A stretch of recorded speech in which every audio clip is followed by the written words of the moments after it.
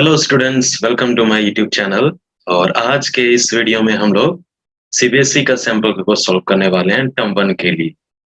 तो अगर इस चैनल पे आप अगर नए हैं तो सबसे पहले इस चैनल को कीजिए सब्सक्राइब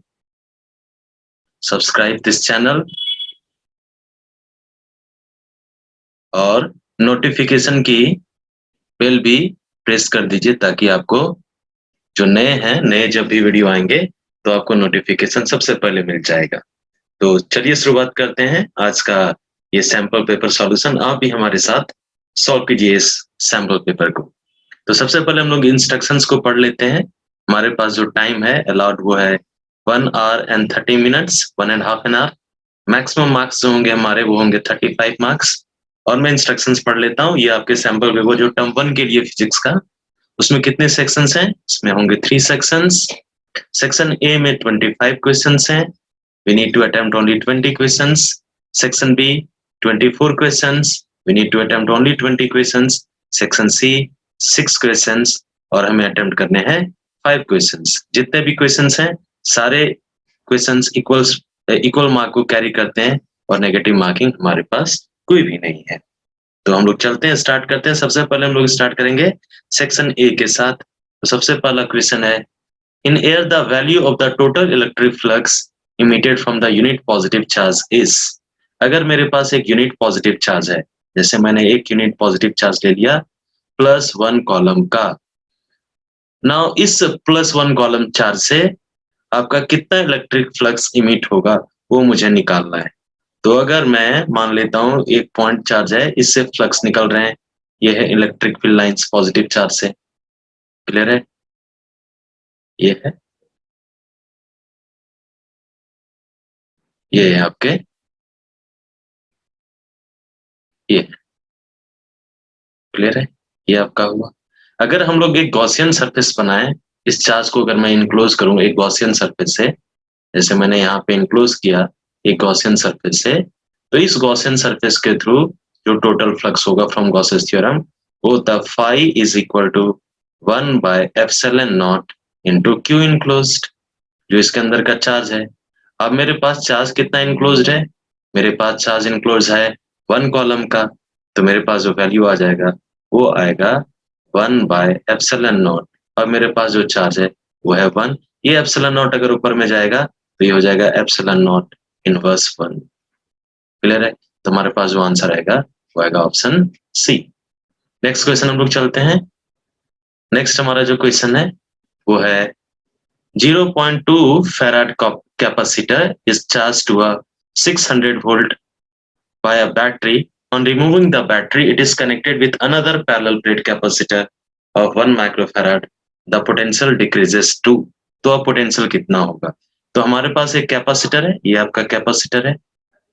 क्लियर है? इसकी कैपेसिटी दी हुई है। इसकी कैपेसिटी कितनी दी हुई है? 0.2 फैराड। और इसका पोटेंशियल डिफरेंस, इसको चार्ज कर दिए हैं 600 वोल्ट से, तो इसके अक्रॉस 600 वोल्ट का पोटेंशियल डिफरेंस क्रिएट हुआ।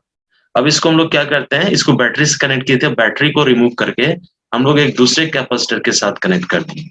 Like this we have connected the capacitor. एक हमने दूसरा कैपेसिटर, पैरेलल प्लेट कैपेसिटर, इसको मैंने कनेक्ट कर दिया ये 1 फैराड के साथ। क्लियर है?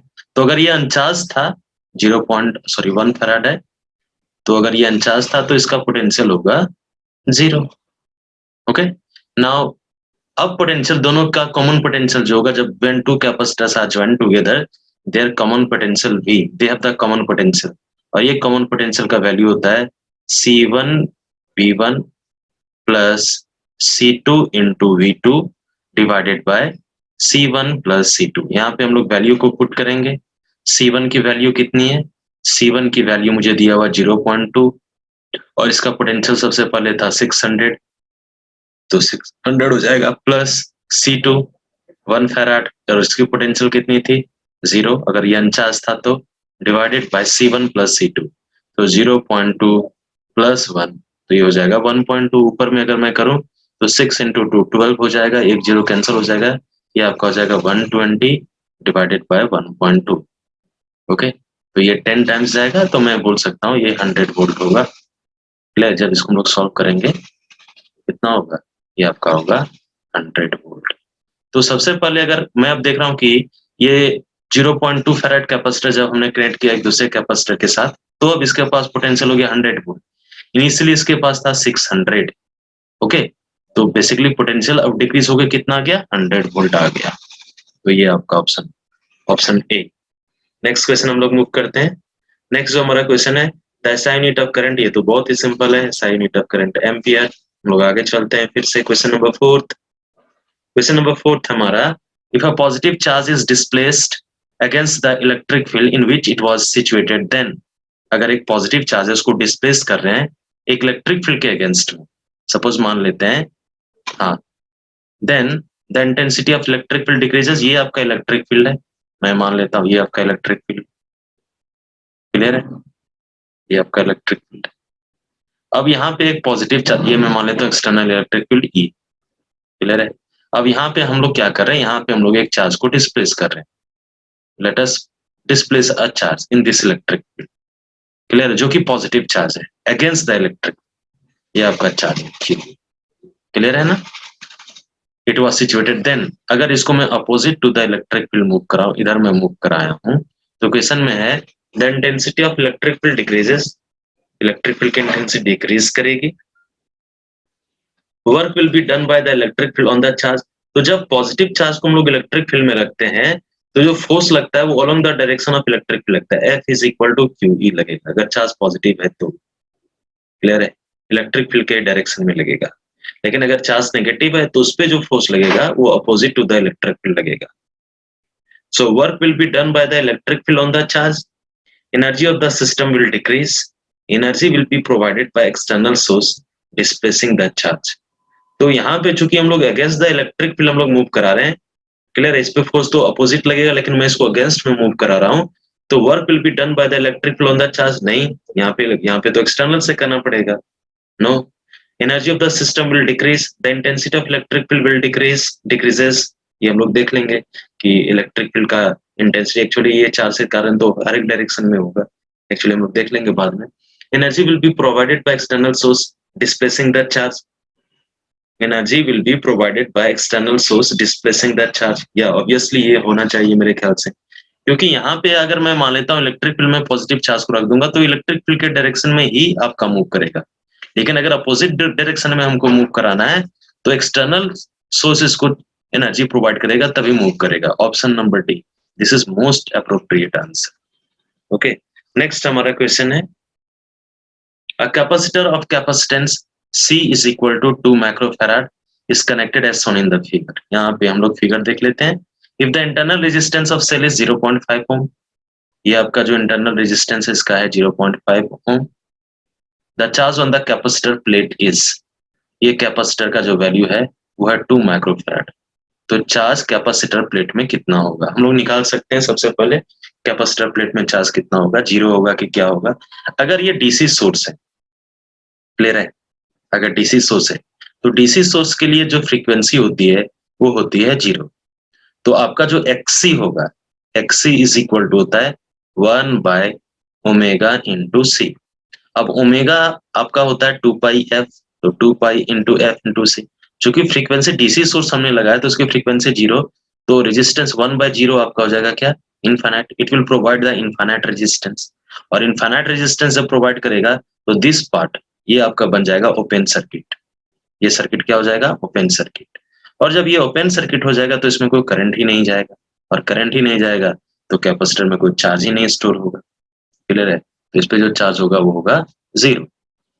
नेक्स्ट हम लोग देखते हैं, the specific resistance of a conductor increases, the specific resistance जिसको हम लोग रेजिस्टिविटी बोलते हैं, ओके, रेजिस्टिविटी किसी भी कंडक्टर का, ओके, रेजिस्टिविटी भी हम लोग बोलते हैं इसको, रेजिस्टिविटी। क्वेश्चन में है कि स्पेसिफिक रेजिस्टेंस इंक्रीज करता है, decrease in cross sectional area, dimension पे तो रेजिस्टिविटी डिपेंड नहीं करता है, independent of the length and area. Increase in temperature, yes sure, with increase in temperature resistivity increases. Decrease in length, no. Increase in cross sectional area, no. So this option B is most appropriate here. Okay, or correct option. On a cylindrical rod, two coils are bond one over the other. What is the coefficient of mutual inductance if the inductance of each coil is, what is the coefficient of mutual inductance?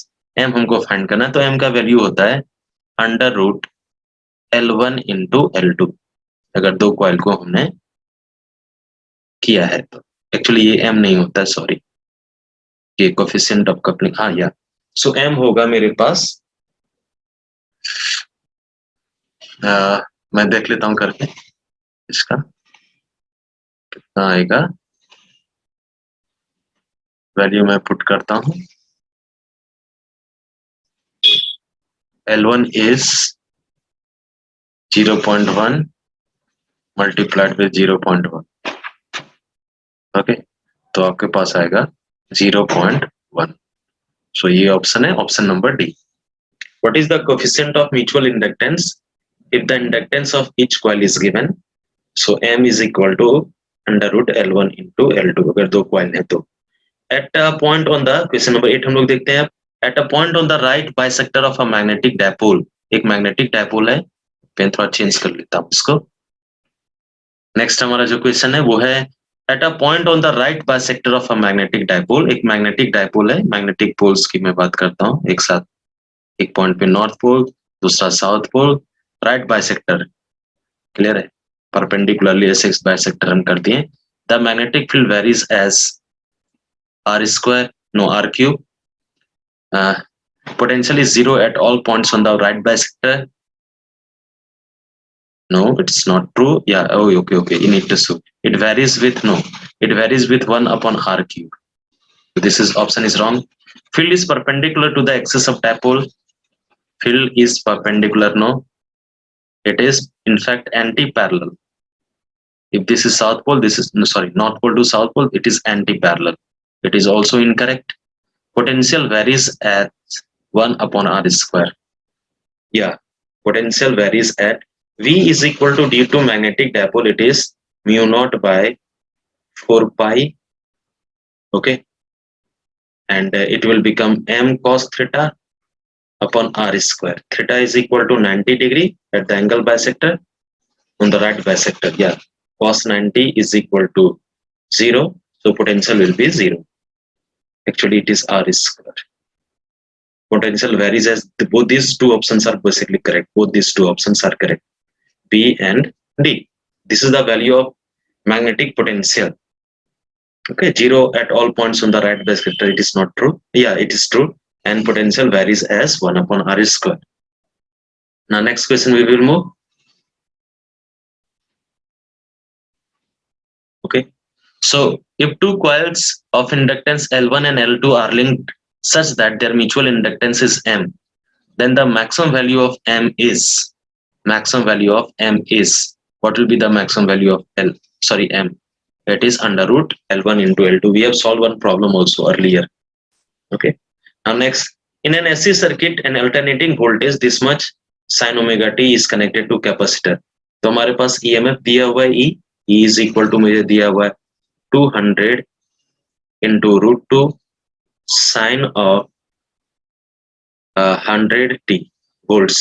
अगर मैं इसको standard equation के साथ compare करूं तो E is equal to हो जाएगा E not sine of omega T. तो यहां से मुझे ओमेगा भी निकल जाएगा कंपेयर करके और ई नॉट भी निकल गया। चलो, कैपेसिटर की कैपेसिटेंस दी हुई है, कैपेसिटर सी की कैपेसिटेंस दी हुई है 1 microfarad means 10 to the power -6 farad. Okay, ये भी हमने कर लिया।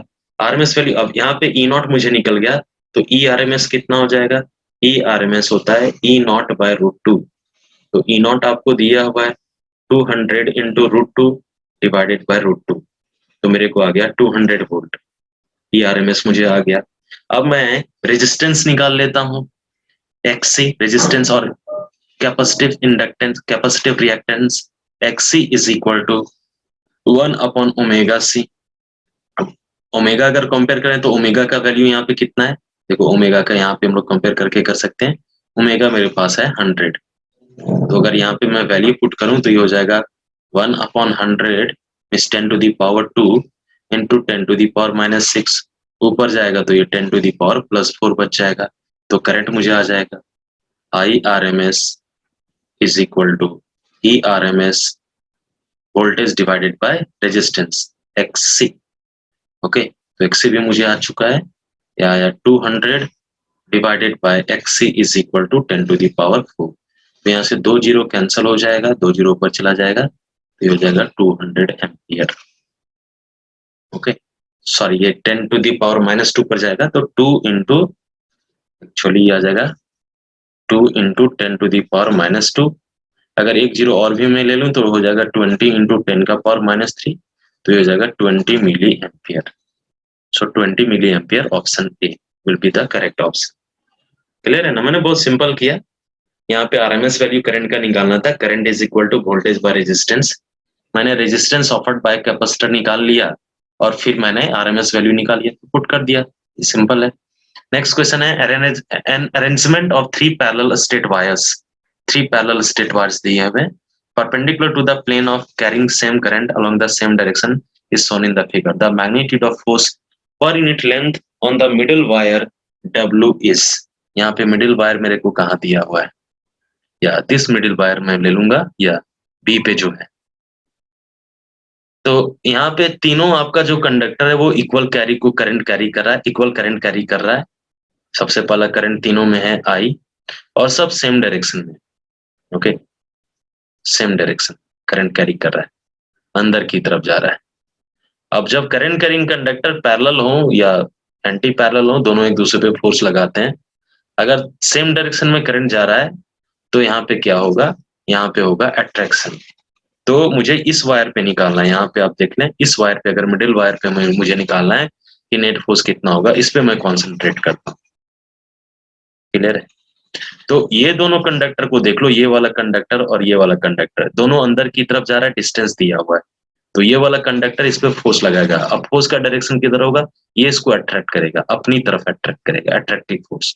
तो ये मैं F निकाल लिया, कितना हो जाएगा, ये होता है mu not by 4 pi 2 into product of current. दोनों में करंट कितना है, एक में करंट है I और दूसरे में भी करंट है I, डिवाइडेड बाय दोनों के बीच का डिस्टेंस, ये आ गया।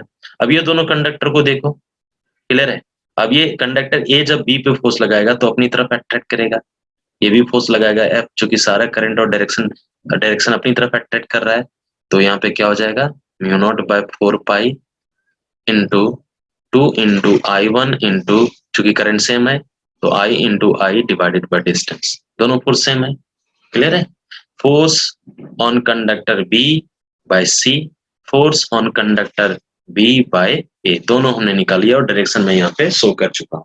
अब दोनों के बीच एंगल दिया हुआ है, ये एंगल कितना है 90 डिग्री, तो रिजल्टेंट निकाल सकते हैं क्योंकि दोनों फोर्स सेम है। तो F resultant is equal to हो जाएगा मेरे पास, FR की मैं अगर बात करता हूँ तो ये हो जाएगा दोनों का square, A square plus B square है, तो दोनों फोर्स सेम है, तो मैं लिखूंगा A square plus B square plus 2AB cos theta. यहाँ पे 90 डिग्री है तो 2 into F into cos of 90, cos 90 zero, तो F square plus F square 2F square हो जाएगा, तो हो जाएगा √2 इंटू F। और ये F का वैल्यू में लोग यहाँ से पुट कर देंगे जो निकालने, ये है आपका mu not by 4 pi 2 into I square by distance D। Clear है ना? तो इसको जो हम लोग सॉल्व करेंगे तो हम लोग देखेंगे कितना आ जाएगा। हम लोग देखते हैं कौन सा ऑप्शन मैच कर रहा है, क्योंकि यहाँ पर √2 जहाँ पे होगा वहीं पे हम लोग चलते हैं, √2 आना चाहिए कहीं ना कहीं। तो ये तो गया मेरे को, ये भी मेरे को गया, तो 2 2 जार यहाँ पे मेरे को हो जाएगा 4। ओके, अगर √2 ऊपर √2 नीचे मल्टीप्लाई करें तो √2 इंटू, या 2 2 कैंसिल हो जाएगा, या और मुझे नीचे में आ जाएगा √2, तो ये आ जाएगा म्यू नॉट पाई, और ये √2 भी मल्टीप्लाई हो जाएगा into I square bye D। Okay, तो √2 पाई D mu naught I square, option number D आपका D करेक्ट है।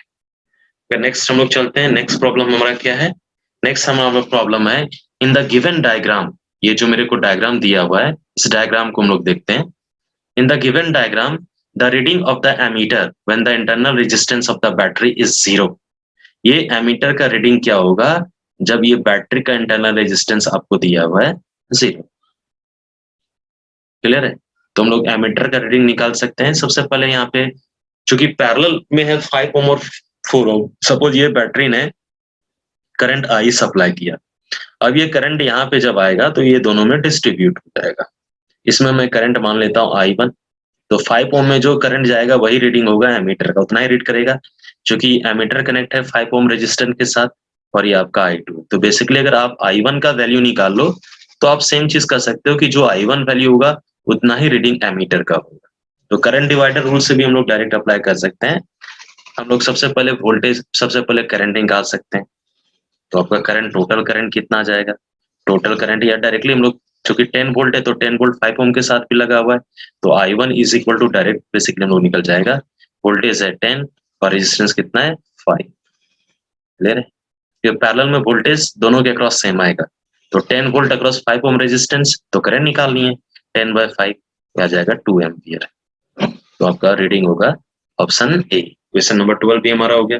नेक्स्ट क्वेश्चन हम लोग मूव करते हैं, question number 13। Expression for the magnetic energy stored in a solenoid in terms of magnetic field B, area A and length L of the solenoid is। Magnetic energy एक solenoid में कितना store होगा, magnetic field B के term में, area A and length L के term में। तो हम लोग निकाल सकते हैं एक्चुअली जो मैग्नेटिक एनर्जी डेंसिटी होता है वो होता है B square into 2 into mu naught, ये आपका होता है एनर्जी डेंसिटी। जैसे अगर कैपेसिटर की मैं बात करता हूं तो वो एनर्जी डेंसिटी होता है half into epsilon naught into E square, लेकिन यहाँ पे होता है B square by 2 mu naught. ये है आपका एनर्जी डेंसिटी यूडी। क्लियर है, एनर्जी डेंसिटी कहने का मतलब energy divided by density. Okay, तो एनर्जी कितना होगा B square by 2 into mu naught, और डेंसिटी इधर सॉरी मल्टीप्लाई हो जाएगा, तो ये सॉरी डेंसिटी। तो अगर मैं डेंसिटी की मैं बात करता हूँ, एनर्जी डेंसिटी, तो यहाँ पे होगा energy per unit volume, sorry energy per unit volume यहाँ पर होगा, ये आपका वॉल्यूम वी में लिखूंगा। तो वॉल्यूम ऑफ सोलोनाइड की, अगर सोलोनाइड सिलिंड्रिकल शेप का है तो इसका वॉल्यूम कितना होगा, अगर क्रॉस सेक्शनल एरिया ए दिया हुआ है और लेंथ एल दिया हुआ है तो इसका वॉल्यूम होगा ए इंटू एल। हम लोग सिंपली वी को मल्टीप्लाई कर देंगे, वी का वैल्यू पुट करेंगे तो B square into A into L divided by 2 into mu naught आ जाएगा मेरे को। क्लियर है, तो आप देख लो कहाँ पे आ रहा है, पाई का वैल्यू भी आ रहा है क्या, एरिया ये तो नहीं लिखा हुआ है, लेंथ दिया हुआ है, एरिया दिया हुआ है। चलो मैं देख लेता हूँ कहाँ पे आ रहा है, बी स्क्वायर नहीं, बी स्क्वायर तो कहीं पे भी नहीं दिया है। अगर सोलोनाइड के बी का वैल्यू भी अगर रिप्लेस कर दिया है तो हम लोग देख लेते हैं, म्यू नॉट को अगर हट जाता है तो, या अगर सोलोनाइड का मैं मैग्नेटिक फील्ड की मैं बात करता हूँ, क्लियर है, तो बी का जो वैल्यू होता है वो होता है mu naught into N into I, लेकिन आई का भी टर्म आ जाएगा, करंट तो मेरे को दिया हुआ नहीं है। Okay, B square into A into L, या मेरे को तो ऑप्शन मिल रहा है, ये ऑप्शन सी आ रहा है, B square into A into L by 2 into mu naught, या option C is correct. Okay, for high frequency capacitor offers, high frequency के लिए कैपेसिटर कैसे ऑफर करता है, तो एक्सी हम लोग जानते हैं ये होता है 1/ओमेगा c यानी 2πfc। तो अगर फ्रीक्वेंसी को अगर अपन हाई रखें तो आपका जो रेजिस्टेंस ऑफर्ड बाय कैपेसिटर होगा वो होगा लेस रेजिस्टेंस होगा। क्लियर है, ना कि जीरो रेजिस्टेंस आप नहीं बोल सकते, हाई फ्रीक्वेंसी पे लो रेजिस्टेंस। आगे हम लोग देखते हैं, नेक्स्ट प्रॉब्लम है, 3 point charges plus q minus tq and plus q are placed at these points, x is equal to 0, y is equal to a, z is equal to 0। y is equal to a मतलब y axis पे रखा हुआ है, दूसरा charge दिया हुआ है x is equal to 0, y is equal to 0, z is equal to 0, मतलब ओरिजिन पे रखा हुआ है 2 minus 2q। क्लियर है ना, और नेक्स्ट में दिया हुआ है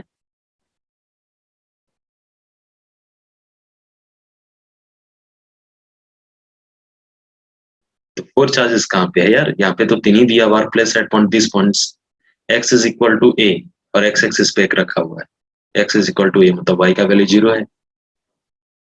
हाँ यार, इसको नहीं चाहिए, यहाँ पे मुझे ये वाला प्रॉब्लम पार्ट नहीं चाहिए। The magnitude and direction of electric dipole moment vector of this charge assembly are. तो मुझे डायपोल मोमेंट निकालना है, तो जे निकाल लेते हैं, फटाफट निकाल लेते हैं, पहले अरेंज में कर लेता हूँ एक्सिस ड्रॉ करके। चलो मैं एक्सिस ड्रॉ करता हूँ, ये हमारा एक्सिस है, क्लियर है आपका। मैं यहीं पे करता हूँ, जेड एक्सिस पे भी क्या नहीं, जेड एक्सिस पे नहीं है, एक है आपका वाई एक्सिस पे, 3 चार्जर है, तो एक जेड एक्सिस पे भी होना चाहिए था, लेकिन इसने दिया नहीं। नहीं, एक ओरिजिन पे है और दूसरा एक्स एक्सिस पे और वाई एक्सिस पे। या तो मैं सिर्फ एक्स और वाई ड्रॉ कर दूं, ये आपका एक्स एक्सिस, क्लियर है, ये आपका वाई एक्सिस, और एक आपका ओरिजिन पे, क्लियर। तो ओरिजिन पे कौन रखा हुआ है, -2q, और प्लस क्यू कहाँ पे रखा हुआ है, एक प्लस क्यू रखा हुआ है, x इज इक्वल टू ए और y इज इक्वल टू ए, यहाँ पे रखा हुआ है एक, क्लियर है। तो ये भी डिस्टेंस है a और ये भी डिस्टेंस है a, और यहाँ पे 2 चार्जेस रखे, एक रखा हुआ है प्लस क्यू और यहाँ पे भी रखा हुआ है प्लस क्यू। तो यहाँ पे आपको क्या फाइंड करना है, डायपोल मोमेंट फाइंड करना है। तो डायपोल मोमेंट हम लोग इजिली फाइंड कर सकते हैं। सबसे पहले जो डायपोल मोमेंट का डायरेक्शन होता है वो नेगेटिव से पॉजिटिव होता है। पहले हम लोग डायपोल को यहाँ पे चूज कर लेंगे, एक नेगेटिव चार्ज और दूसरा पॉजिटिव चार्ज मिलकर डायपोल बनाता है। तो ये डायपोल मोमेंट का डायरेक्शन हो जाएगा एक नेगेटिव से पॉजिटिव, ये दोनों के बीच, ये मैं ले लेता हूँ P1, और ये नेगेटिव से पॉजिटिव दूसरा डायपोल मोमेंट हो जाएगा P2। दोनों के बीच एंगल कितना है, 90 डिग्री। तो नेट डायपोल मोमेंट होगा √P1 square plus P2 square. तो नेट डायपोल मोमेंट होगा मेरे पास P is equal to, because dipole moment एक vector quantity, P1 square plus P2 square, आगे वाला टर्म जीरो हो जाएगा, 2P1 P2 cos 90 is equal to 0। अब दोनों चूंकि डायपोल मोमेंट सेम है, क्योंकि दोनों के बीच डिस्टेंस भी सेम है, तो मैं लिख सकता हूँ √2 इंटू P1। तो कोई भी एक P1 हम लोग निकाल लेते हैं, क्लियर है। और ये जो होगा ये बीचों बीच से जाएगा, 45 डिग्री एंगल बना के जाएगा, क्लियर है। तो हम लोग ले लेते हैं √2, डायपोल मोमेंट का जो डायरेक्शन होता है वो कोई भी एक चार्ज का मैग्नीट्यूड हम लोग ले लेंगे। तो एक चार्ज का मैग्नीट्यूड अपना Q है और दोनों के बीच का डिस्टेंस इंटू ए। तो √2 इंटू Q इंटू ए, तो ये तो होना ही है अलोंग एक्स डायरेक्शन, नहीं अलोंग वाई डायरेक्शन, ये भी नहीं आ रहा है।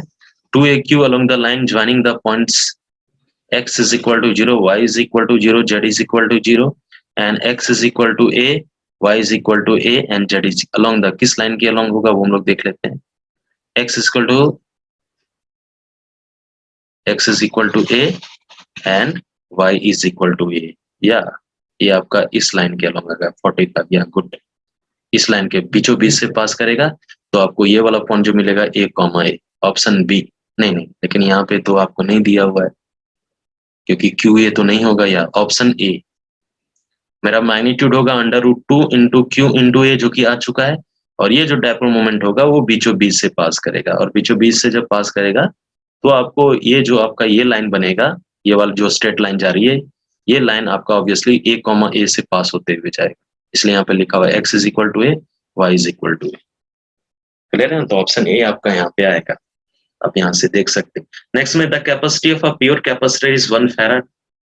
In DC circuit it effective resistance will be, DC circuit में इसका इफेक्टिव रेजिस्टेंस कितना होगा, तो XC में बताया था 1/ωc, फ्रीक्वेंसी होता है 0, तो 1/0 इन्फिनाइट, तो इन्फिनाइट रेजिस्टेंस इसका होगा कैपेसिटर का।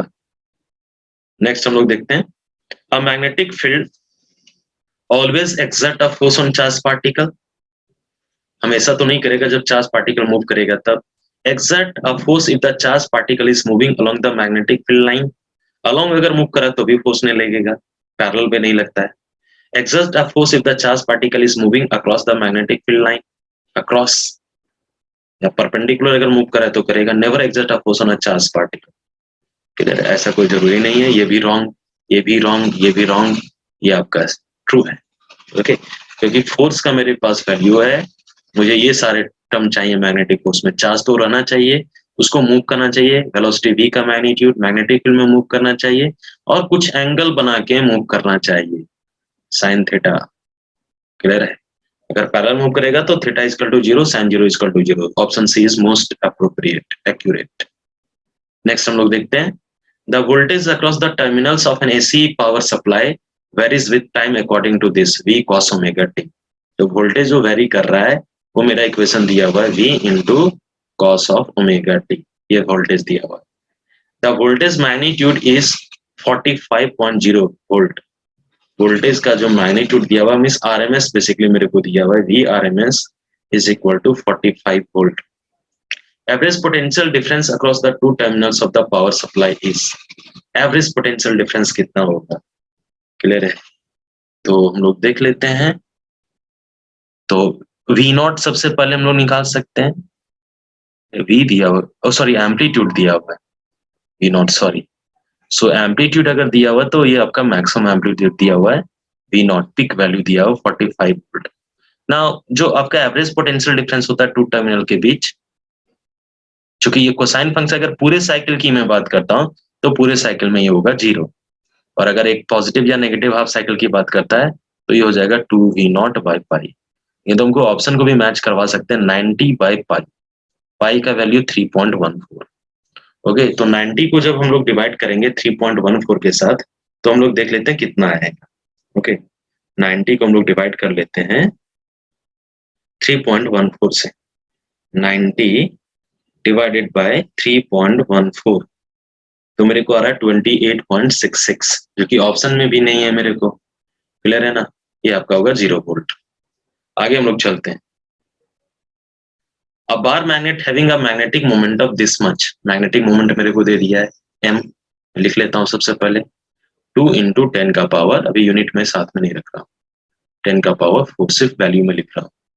Is free to rotate in a horizontal plane, horizontal plane में ये it is free to rotate, ठीक है।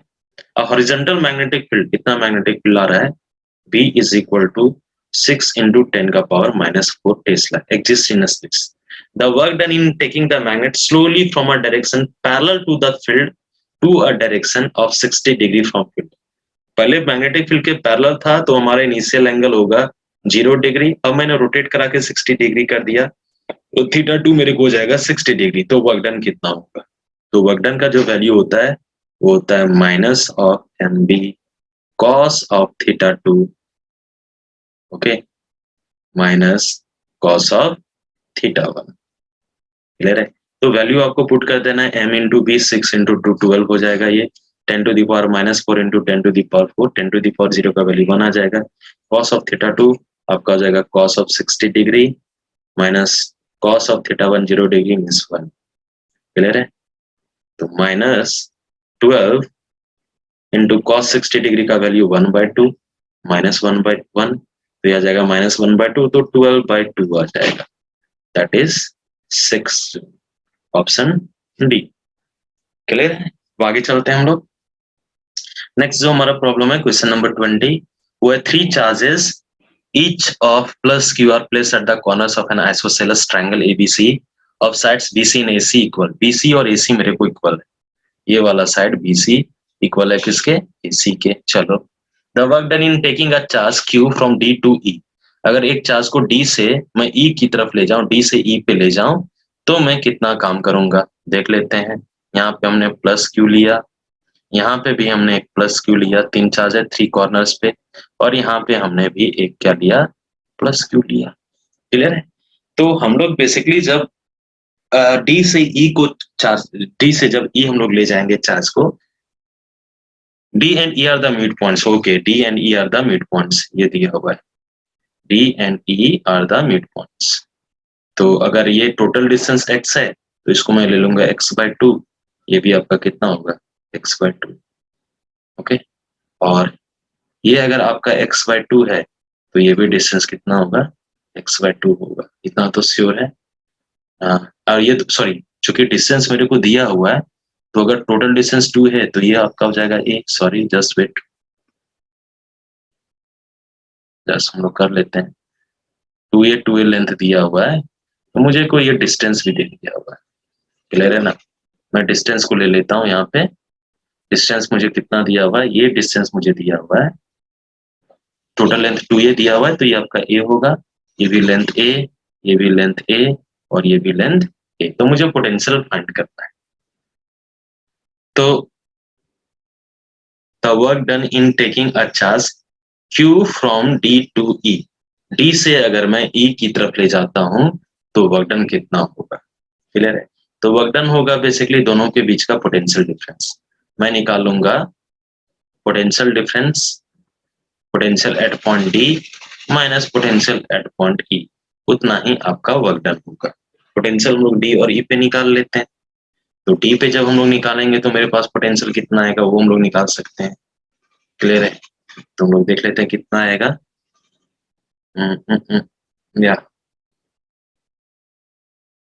वी डी माइनस वी या 0 होगा, क्योंकि जब मैं डायरेक्टली मैं बोल सकता हूँ, देखो जब पॉइंट डी पे पोटेंशियल हम लोग निकालेंगे तो ये तीनों चार्ज के कारण होगा, इस चार्ज के कारण, इस चार्ज के कारण और ये वाला चार्ज के कारण मुझे ये डिस्टेंस चाहिए। ये हो गया, मैंने तीनों चार्ज के कारण निकाल लिया। और जब मैं चार्ज को ई पे ले जाऊंगा तो ये चार्ज के कारण होगा, ये चार्ज के कारण होगा, डिस्टेंसेस तो सेम है, और फिर ये चार्ज के कारण, ये दोनों डिस्टेंस तो सेम। तो बेसिकली वीडी पे भी जो भी पोटेंशियल आएगा, मान लेते हैं ये एक्स आया, सेम पोटेंशियल ई पे भी आएगा, तो एक्स माइनस एक्स क्या हो जाएगा 0। तो आपका वर्क डन क्या होगा 0। There will be no any work done in this case. Next हम लोग मूव करते हैं। When air is replaced by a dielectric medium of dielectric constant K, the maximum force of attraction between two charges separated by distance। अगर मान लेते हैं air medium में हमने रखा है दो चार्जेस को, तो फोर्स का फॉर्मूला तो ये होता है 1/4πε0 Q1 इंटू Q2 का मॉड बाय डिस्टेंस का स्क्वायर। और अपन अगर मान लेते हैं अब एक डाइलेक्ट्रिक मीडियम में रिप्लेस कर दिया एयर से, मैं एक डाइलेक्ट्रिक कौन सा के, the maximum force of attraction between the charge. तो अगर के हम लोग यहाँ पे एक डाल देंगे तो नीचे फोर्स आ जाएगा, तो एफ क्या हो गया, एफ आपका डिक्रीज करेगा, क्योंकि के नीचे कुछ वैल्यू आएगा ग्रेटर देन 1, तो एफ का वैल्यू क्या होगा, एफ का वैल्यू बेसिकली डिक्रीज करेगा। डिक्रीजेस के स्क्वायर टाइम्स, नो डिक्रीजेस के टाइम्स, ये आपका होगा के टाइम्स डिक्रीज कर जाएगा। फोर्स डेफिनेटली आपका चार्ज पे, ये डाइलेक्ट्रिक मीडियम पे डिपेंड करता है और रिमेन्स अनचेंज की तो कोई केस ही नहीं है। Inductance of an inductor which reactance is 120 ओम, और तो इंडक्टर का एक्सेल निकाले भाई, एक्सेल इज इक्वल टू मेरे को होता है omega into L, omega is equal to 2 pi F into L. अब वैल्यू को पुट कर दे, 2 है, पाई का वैल्यू 3.14 और फ्रीक्वेंसी मुझे दिया हुआ है, फ्रीक्वेंसी दिया हुआ है 80 हर्ट्ज, और मेरे साथ में दिया हुआ सॉरी इंडक्टेंस मुझे निकालना है ना, तो इंडक्टेंस मुझे दिया हुआ है और ये आपका एल, और मुझे एक्सेल दिया हुआ है, एक्सेल कितना दिया हुआ है 120। तो क्या मैं एक्सेल एल निकाल सकता हूँ, L will be equal to how much, L हो जाएगा 120 डिवाइडेड बाय 2 इंटू 3.14 इंटू 80। हम लोग कैंसिल कर लेते हैं, जो जो होगा 0 0 cancel, 2 6 are 12, okay 2 3s are 6 and 2 4s are 8, तो आ जाएगा 3 डिवाइडेड बाय 3.14, जो कि अप्रोक्सीमेटली 1 के भी हम लोग ले सकते हैं 1/4, 1/4 मेरे को हो जाएगा 0.25, तो मैं एक अप्रोक्सीमेट देख लेता हूँ 0.239, क्योंकि सब एप्रोप्रिएट, सब एक दूसरे के क्लोज है, तो हम लोग इसको कैलकुलेट ही कर लेते हैं। 3 डिवाइडेड बाय 3.14 डिवाइडेड बाय 4, तो 0.23839, तो ये आपका होगा ऑप्शन ए। अब जब आप सॉल्व करोगे इसको, तो what happens to the circuit in a coil while accelerating a magnet inside it. What happens to the current in a coil, एक कॉइल है, उसके करंट का क्या होगा। इस कॉइल में एक आपका करंट जा रहा है, ठीक है ना। अब हमने क्या किया, while accelerating a magnet inside it, जब इसके अंदर हम लोग मैग्नेट को एक्सीलरेट करवाएंगे तो क्या होगा, करंट का increases, number 2 decreases, remains constant, reverses, current reverse कर जाएगा, ये पूछ रहा है। एक चीज तो श्योर है, जब हम लोग किसी बार मैग्नेट को इसके अंदर इंसर्ट कर देंगे तो आपका क्या होगा, बार मैग्नेट को, तो ये जो कॉइल के साथ जो मैग्नेटिक फील्ड लिंक है, हम लोग जानते हैं, अगर मैं इस कॉइल को एक्सीलरेट करा दूं, पहले तो करंट आई था, अब क्या होगा कि इस कॉइल में एक और भी करंट आ जाएगा, जो इंड्यूस्ड करंट आएगा। क्लियर है ना, एक आपका क्या आएगा, इंड्यूस्ड करंट आएगा इस बार मैग्नेट को, इसमें जब हम लोग कॉइल के अंदर में एक्सलेट कराएंगे। अब लेंजेस लॉ कहता है कि ये जो इंड्यूस करंट होगा वो क्या करेगा, इस बार मैग्नेट को अपोज करना चाहेगा। क्या करना चाहेगा? अपोज करना चाहेगा। क्लियर है? तो इसके कारण क्या होगा, जब करंट इंड्यूस हो जाएगा तो आइदर करंट इंक्रीज करेगा या डिक्रीज करेगा। तो रिमेन्स कांस्टेंट का तो सवाल ही पैदा नहीं होता है। रिवर्स कर जाएगा डायरेक्शन, इसका भी सवाल पैदा नहीं होता है, अभी हम लोग कुछ नहीं करेंगे। अब देखेंगे कि इंक्रीज करेगा या डिक्रीज करेगा। तो इसके लिए आपको पोलैरिटी पे जाना पड़ेगा। तो हम लोग देखते हैं एक बार कि हम लोग कैसे पोलैरिटी को फाइंड करेंगे। तो एक मैं यहाँ पे देख लेता हूँ अभी, just for a minute. Clear है? मैं ये प्रॉब्लम को देखता हूँ, इसको हम लोग अच्छे तरीके से देख। ठीक है, तो मेरे पास ये कॉइल है, करंट इन अ कॉइल। मैं एक ही सिंगल कॉइल, ठीक है, मैं एक सिंगल कॉइल लिया। लो मैं ले लेता हूँ इसको सिंगल कॉइल। ये है आपका कॉइल। क्लियर है? अब किधर मैं एक्सलेट करा रहा हूँ ये तो यहाँ पे दिया हुआ नहीं है। ये आपका कॉइल, इसमें करंट ऑलरेडी जा रहा है। क्लियर है? करंट में डायरेक्शन ले लेता हूँ। सपोज ये इस तरह जा रहा है, मुझे इस तरह दिख रहा है। अभी यहाँ पे मुझे दिख रहा है क्लॉकवाइज। अब हम लोग क्या करें ना, इसमें हम लोग इंसर्ट करें एक मैग्नेट को। क्लियर है? ये अगर मैग्नेट को इंसर्ट कर रहे हैं तो इसमें दोनों केस पॉसिबल है या तो इसमें भी एक इंड्यूस करंट आ जाएगा, ईएमएफ आ जाएगा। अब इंड्यूस्ड ईएमएफ इस तरह आएगा, अगर नॉर्थ पोल को मैं मूव करा रहा हूँ, ये ऑलरेडी इस डायरेक्शन में था, तो यहाँ पे मेरे को क्या होना चाहिए, या नॉर्थ पोल क्रिएट होना चाहिए। और ये नॉर्थ पोल क्या करेगा, एक दूसरे को अपोज करेगा। या तो अपोज करेगा तो north pole opposite. Both are possible. Now it is depending upon this direction of north और south where we are moving inside this magnet. तो अगर मैं लेंजेस लॉ की मैं बात करता हूँ, तो अगर मैं सिंपली अगर मैं बोलूं कि ईएमएफ इंड्यूस होगा, उसके कारण करंट सर्कुलेट करेगा तो इंक्रीजेस होगा। बट अगर मैं लेंजेस, अब डायरेक्शन मुझे नहीं दिया हुआ कि अब कैसे हम लोग एक्सलेट करा रहे हैं, करंट में कॉइल का डायरेक्शन क्या है, ये अभी हमारे पास कुछ दिया हुआ नहीं है, या रिमेन्स कांस्टेंट दिया हुआ। एक्सलेटिंग अ मैग्नेट, हम लोग एक्सलेट करें, स्पीड भी जीरो नहीं है। क्लियर है? तो रिमेन्स कांस्टेंट की बात ही नहीं होती है। अभी मैं ले लेता हूं इसको increases.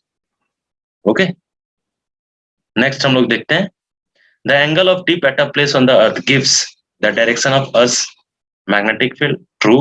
The horizontal component of Earth's magnetic field, अगर total magnetic field दिया हुआ है, the location of geographic meridian, the vertical component of Earth's magnetic field, the direction of, yeah, so most appropriate is the direction of Earth's magnetic field. ये आपका होगा angle of dip, ये बताएगा।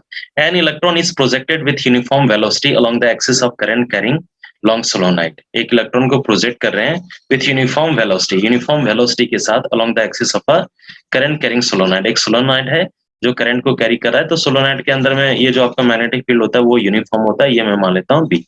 और along the axis ही मैंने एक electron को क्या किया, प्रोजेक्ट किया विथ यूनिफॉर्म वेलोसिटी। ये आपका इलेक्ट्रॉन है और इसको वी वेलोसिटी के साथ हमने क्या किया, प्रोजेक्ट किया। चलो ले लेते हैं, which of the following is true, कौन सा ट्रू होगा।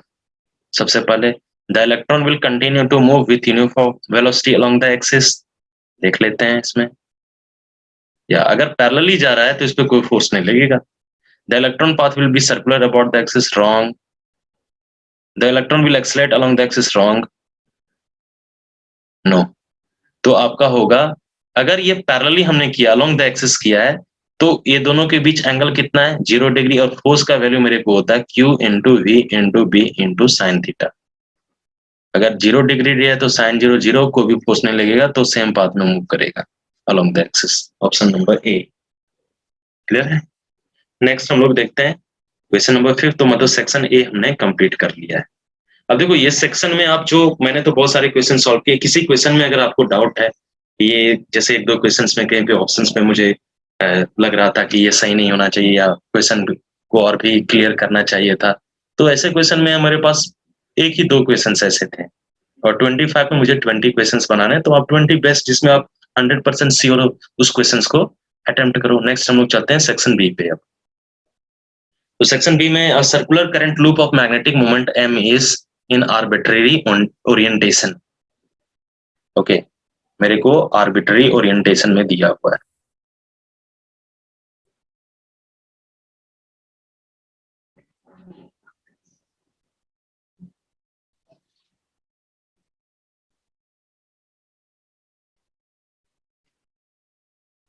तो हमारा नेक्स्ट क्वेश्चन है 20 नंबर, सॉरी ये है 25 हमने किया था क्या, या देख लेता हूं मैं।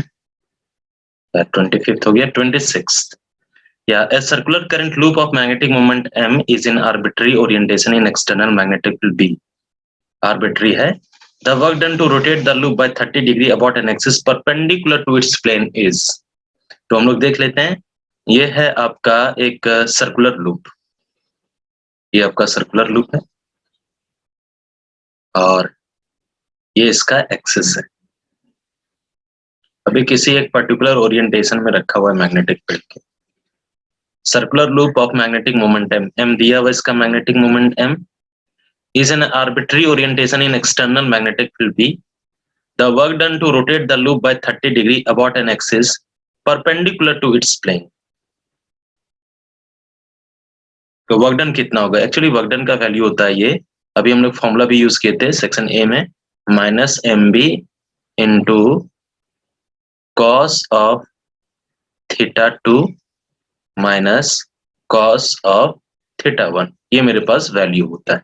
क्लियर है? थीटा 1 से थीटा 2 हम लोग जब रोटेट कराएंगे। अब एक्चुअल में क्या है कि 30 डिग्री हम लोग इसको रोटेट कर रहे हैं अबाउट एन एक्सिस। मान लेते हैं इस एक्सिस, अभी मैंने इसको दिया रोटेशन 30 डिग्री का। Clear? Theta is equal to 30 degree से मैंने इसको रोटेट कराया अबाउट इट्स एक्सिस, इसके एक्सिस के अबाउट में ही हमने किया है, 30 डिग्री रोटेट कराया है अबाउट इस प्लेन। मैग्नेटिक मोमेंट मुझे दिया हुआ है, आर्बिट्री ओरिएंटेशन दिया हुआ था एक्सटर्नल मैग्नेटिक फील्ड। यहाँ पे फिर से ये क्वेश्चन को डिफाइन नहीं किया है। अब ये मैग्नेटिक फील्ड का डायरेक्शन क्या, इनिशियल डायरेक्शन क्या था? क्लियर है? अगर मैं मान लेता हूं इनिशियली इसी के प्लेन के अलोंग में अगर मैग्नेटिक फील्ड एग्जिस्ट कर रहा है, अगर इसी के प्लेन के अलोंग में अगर मूव कर रहा है, ये आपका मैग्नेटिक फील्ड है। क्लियर है? और हम लोग कुछ भी अगर रोटेशन दें, एक्चुअली रोटेशन कैसे देना होता है, मान लेते हैं ये तुम्हारा मैग्नेटिक फील्ड है बी, और मान लेते हैं कॉइल का ओरिएंटेशन अभी कुछ इस तरह है। क्लियर है? थीटा 1 इस एंगल पे, और मैंने इसको रोटेट करा के थीटा 2 पे कर दिया with respect to magnetic field, तभी वर्क डन होगा। लेकिन अगर मैं इस प्लेन के अलोंग ऐसे करके अगर मैं रोटेट करा रहा हूं, तो कभी with respect to this magnetic field इसका मैग्नेटिक मोमेंट का डायरेक्शन चेंज नहीं करना होता है। मैं कोई भी थीटा यहाँ पर रोटेट करा ही नहीं रहा। एक्चुअल में basic with respect to magnetic field theta change नहीं कर रहा है। If theta is not changing there will be no any work done, work done आपका होगा 0 यहाँ इस केस में। ओके, नाउ नेक्स्ट हमारा जो क्वेश्चन है 27, in bringing an electron towards another electron, the electrostatic potential energy of the system decreases, remains same, becomes 0. Actually जो आपका होता है इलेक्ट्रोस्टैटिक पोटेंशियल एनर्जी U, ये होता है 1/4 पाई एप्सिलॉन नॉट। क्लियर है? अब हो गया Q1 into Q2 upon R। अब इलेक्ट्रॉन के पास नेगेटिव चार्ज होता है, E माइनस ई स्क्वायर हो जाएगा, तो 1/4 पाई एप्सिलॉन नॉट मेरे को होगा E square divided by R। अब हम लोग अगर क्लोजर लाएं तो ये R का वैल्यू क्या करेगा? डिक्रीज, तो पोटेंशियल एनर्जी क्या करेगा? इंक्रीज, तो ये आपका होगा increases, option D.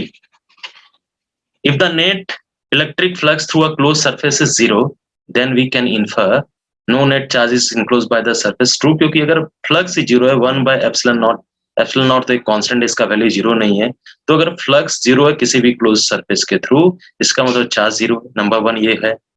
The electric potential varies from point two point inside the surface, ये भी हम लोग देख लेते हैं इस पॉइंट पे। Charge is present inside the surface, net charge आपका 0 होना चाहिए, ये तो नहीं है possible. Uniform electric field exist within the surface, not true. Most appropriate is no charge is enclosed by the surface, no net charge basically. तो option ये आ गया। मेरे पास है सीरीज आरसी सर्किट, मेरे पास एक आरसी सर्किट है, is connected to alternating voltage source, ये आपका आर है और ये आपका सी है। क्लियर है ना? इसको मैंने एक एसी सोर्स के साथ लगा दिया। अगर मैं एसी सोर्स के साथ लगा दिया तो ये दो सिचुएशन को देखना, when the capacitor is air filled, जब कैपेसिटर एयर फिल्ड होगा तो, and when the capacitor is mica field, जब एयर फिल्ड रहेगा तो मेरे पास सिर्फ इसका जो ये क्या कहें डाइलेक्ट्रिक कांस्टेंट के हम लोग लेंगे, वो लेंगे 1। अगर माइका फील्ड है तो के का वैल्यू ग्रेटर देन क्या हो जाएगा 1। और जो कैपेसिटेंस होता है पैरेलल प्लेट कैपेसिटर का, तो epsilon naught A by D होता है। और अगर डाइलेक्ट्रिक हमने कर दिया है तो ये हो जाएगा C is equal to epsilon naught into K into A by D. Means capacitance increase कर जाता है, कैपेसिटी इंक्रीज कर जाता है अगर हम लोग को डाइलेक्ट्रिक मीडियम को डालते हैं तो। और अगर कैपेसिटेंस इंक्रीज कर गया तो मेरे पास क्या होगा वो देखना है। Current through the resistor is I and voltage across the capacitor is V. Current आपका रेजिस्टर के थ्रू है आई, अब वोल्टेज अक्रॉस कैपेसिटर क्या है वी। तो पहला केस में क्या होगा कि करंट इंक्रीज करेगा और बी क्या करेगा डिक्रीज करेगा। अगर करंट की मैं बात करता हूं तो current I is equal to voltage तो हमने सेम रखा था, क्लियर है। मान लेते हैं यहाँ पे हमने वोल्टेज ई रखा है तो I is equal to the E by Z under root R square plus XC, और एक्सी होता है 1 upon omega C, XC square.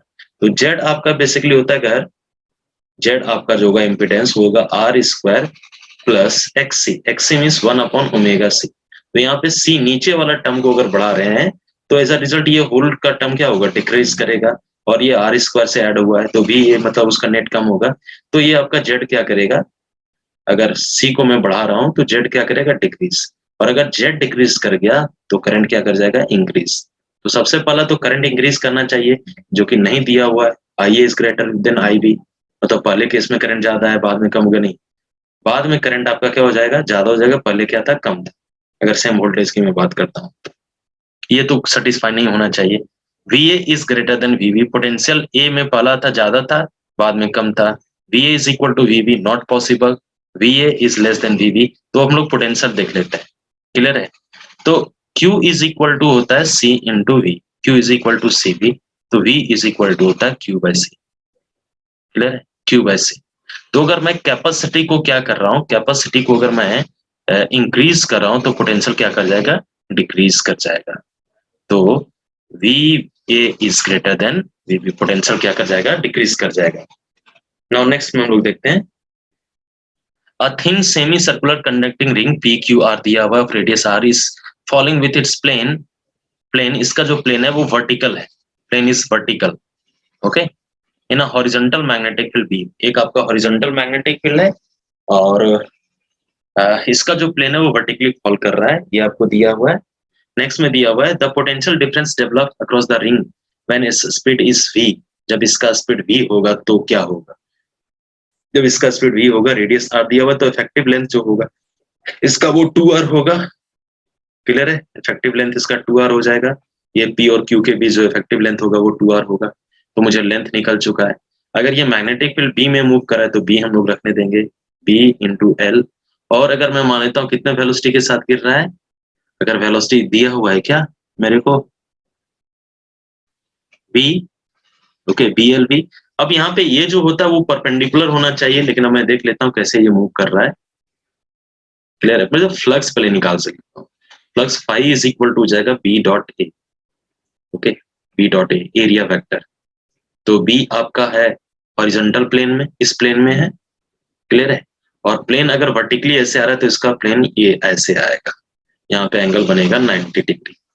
तो B into A into cos of 90 degree, चूंकि ये जो रिंग है वर्टिकली गिर रहा है और हॉरिजॉन्टल प्लेन में आपका मैग्नेटिक फील्ड है, क्लियर है। तो एरिया वेक्टर अगर ये मान लेते हैं रिंग ऐसे करके इस पे परपेंडिकुलर और बाहर की तरफ आएगा ना ऐसे 90 डिग्री, cos 90 इक्वल टू 0, तो 0 हो जाएगा। जब फ्लक्स ही 0 लिंक हुआ है तो ईएमएफ कितना होगा 0 होगा। A now which of the following is most suitable for core of the electromagnets, core of the electromagnets में सबसे बेस्ट कौन होता है, copper nickel alloy, okay, alloy, soft iron, steel और एयर। तो सबसे पहले जो हम लोग देते हैं इलेक्ट्रोमैग्नेट जब हम लोग बनाते हैं वहां पे क्या लगते हैं, ये जो होता है म्यू आर रिलेटिव परमिएबिलिटी वो हम लोग हाई रखते हैं। ये जितना हाई रहेगा मैग्नेटिक मटेरियल का तो इलेक्ट्रोमैग्नेट में जो मैग्नेटिक फील्ड प्रोड्यूस होगा उसका स्ट्रेंथ उतना ही ज्यादा होगा। तो ये सारे में कॉपर निकल अलॉय है। अब कॉपर का क्या है ना, कॉपर ये तो मैग्नेटिक मटेरियल है नहीं, इसकी जो म्यू आर होती है वो कम होती है, तो इसको हम लोग यूज नहीं करने वाले हैं। एयर, अब एयर क्यों यूज करेंगे, जब हम लोग मैग्नेटिक मटेरियल यूज करेंगे तो एयर के लिए तो म्यू आर का वैल्यू 1 होता है, तो ग्रेटर देन 1 का हम लोग ये भी नहीं यूज करने वाले हैं। अब आया स्टील और सॉफ्ट आयरन का, क्लियर है ना। तो सॉफ्ट आयरन का जो होता है म्यू आर वो आपका क्या होता है, ग्रेटर होता है स्टील से, तो हम लोग किसको यूज करने वाले हैं, बेसिकली सॉफ्ट आयरन ही हम लोग यूज करते हैं इलेक्ट्रोमैग्नेट बनाने के लिए, तो ये आपका सॉफ्ट आयरन होगा। For MRI, a patient is slowly pushed in a time of 10 seconds within the coils of a magnet। एक मैग्नेट के कॉइल में, एक कॉइल के मैग्नेट में हम लोग करते हैं, where magnetic field is this much, ठीक है। The patient trunk is 0.8 metre in circumference, trunk, trunk means जो उसका धड़ है, okay, is 0.8 metre in circumference, the induced EMF around the patient's trunk is, कितना होगा। अगर सरकमफेरेंस 0.8 मीटर है, 8 मीटर है, तो इसका हम लोग 2 pi are is equal to आपको दिया हुआ है 0.8 मीटर, लेकिन मुझे चाहिए सिर्फ 2 आर, इफेक्टिव लेंथ चाहिए जो कि डायमीटर होगा। 2 आर इज इक्वल टू हो जाएगा 0.8 डिवाइडेड बाय पाई, क्लियर है। अब हम लोग देखते हैं कि इसमें कितना इंड्यूस ईएमएफ होगा। बी आपको दिया हुआ है, B is equal to 2.0 tesla, okay, और टाइम भी दिया हुआ है मुझे, टाइम दिया हुआ है 10 सेकेंड, तो इंड्यूस्ड ईएमएफ कितना होगा। तो पहले फ्लक्स मुझे निकाल लेना चाहिए, तो फ्लक्स इज इक्वल टू होता है पाई आर स्क्वायर, ओके ना, रेडियस यहाँ से निकल जाएगा मुझे, तो आर इज इक्वल टू हो जाएगा 0.8 बाय 2 पाई, ओके। तो इंड्यूस्ड ईएमएफ का जो फॉर्मूला होगा वो होता है minus N D phi by D T, B dot A हम लोग लिखेंगे, तो चेंज इन फ्लक्स हम लोग लिख लेंगे, बी है 2 और एरिया हम लोग निकाल लेते हैं pi R square, pi into R square में 0.8 स्क्वायर 0.64 बाय 2 का स्क्वायर 4, पाई स्क्वायर का पाई स्क्वायर कर देंगे, ये कैंसिल हो जाएगा, डिवाइडेड बाय टाइम भी दिया हुआ है, टाइम मुझे दिया हुआ 10 सेकंड, डिवाइडेड बाय क्या हो जाएगा 10। सॉल्व कर लेंगे इसको, तो कितना आएगा, एक पाई तो कैंसिल हो गया, ये आएगा 16, 0.16 इंटू 2, ये आ जाएगा 0.32 by 10 by pi, milli volt में एक्चुअली लाना है, तो मेरे पास हो जाएगा 2 इंटू 16 डिवाइडेड बाय 3.14 कर देता हूँ, और ये हो जाएगा 10 का पावर -3, तो 32 bye 3.14,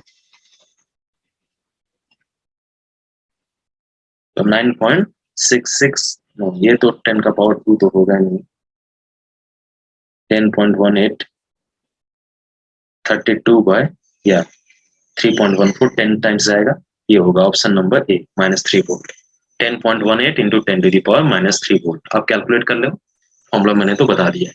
A potentiometer circuit has been set up for finding the internal resistance of a given cell. The main battery used across the potentiometer wire has an EMF of 2.0 volt and a negligible internal resistance. Negligible internal resistance है। तो the potentiometer wire itself is 10 meter long. When the resistance are connected across the given cell, it has values of infinity 9.51. The balancing length on the potentiometer are found to be 3 and 2.85 metre respectively. The value of internal resistance हमको find करना है।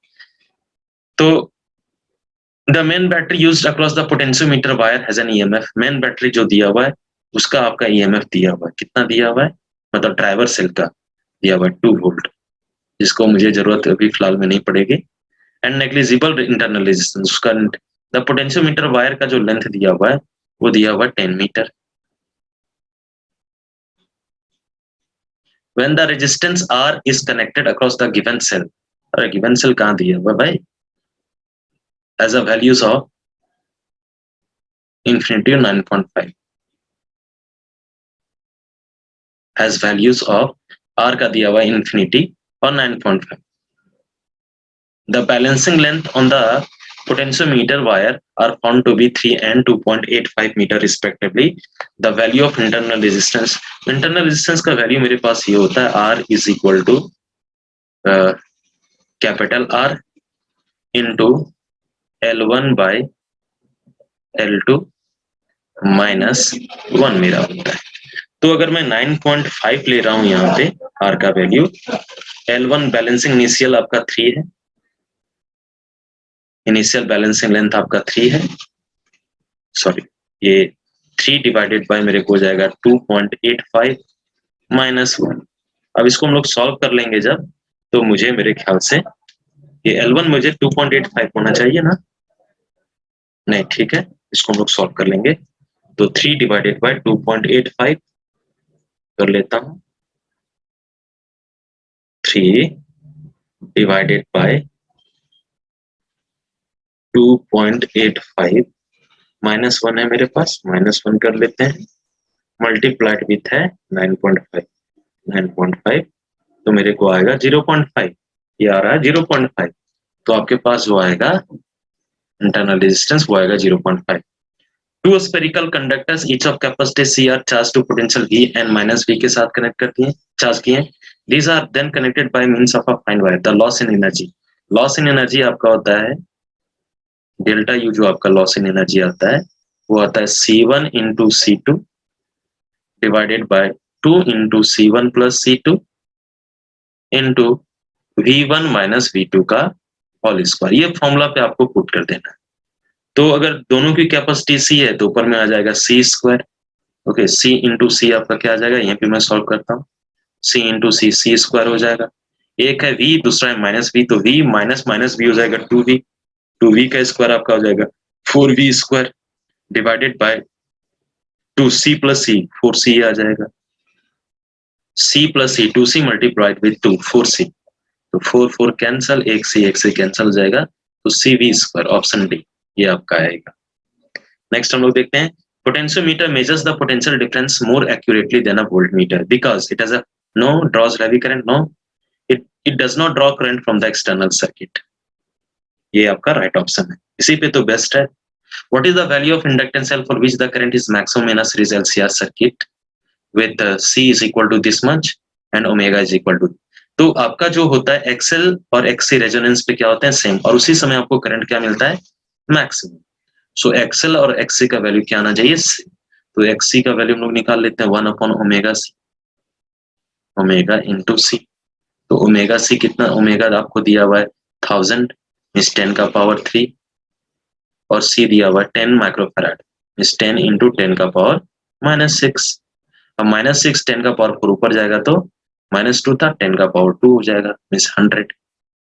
Clear है, ये आपका आ गया कितना 100 ओम आ गया। Clear है ना, तो आपका XC 100 ओम आ गया, लेकिन मुझे चाहिए L, मुझे क्या चाहिए L, तो XL का वैल्यू क्या होता है, XL का वैल्यू होता है omega into L। Okay, XL आपका 100 ओम आ चुका है, ओमेगा आपको दिया हुआ 1000 इंटू L, तो L मेरे को आ जाएगा 100/1000 मीन्स 1/10, 1/10 ये आपका हेनरी आएगा। क्लियर है, अगर इसको मिली में कन्वर्ट करना है तो 10 का पावर 3 से हम लोग क्या करेंगे, डिवाइड करेंगे या मल्टीप्लाई, या 10 टू द पावर 3 से मल्टीप्लाई करेंगे, तो 10 का पावर 3 और नीचे भी 10 का पावर 3 से मुझे डिवाइड करना पड़ेगा, तो बाय 10 मैं डायरेक्टली लिख लेता हूँ, तो ये हो जाएगा 10 का पावर 2 मिली हेनरी में ये कन्वर्ट हो जाएगा। क्लियर है, 10 का power 2 means 100 milli henry, option number A. An inductor में store energy in its magnetic field, its electric field में तो बात ही नहीं होती है, both in electric no, it coils no, its magnetic field.